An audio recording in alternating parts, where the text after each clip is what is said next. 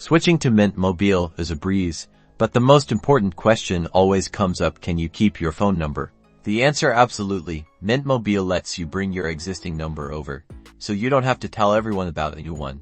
To begin the transfer, you'll need some information from your current carrier when you activate your Mint Mobile service. This usually means your account number, port-out PIN, or other passcode.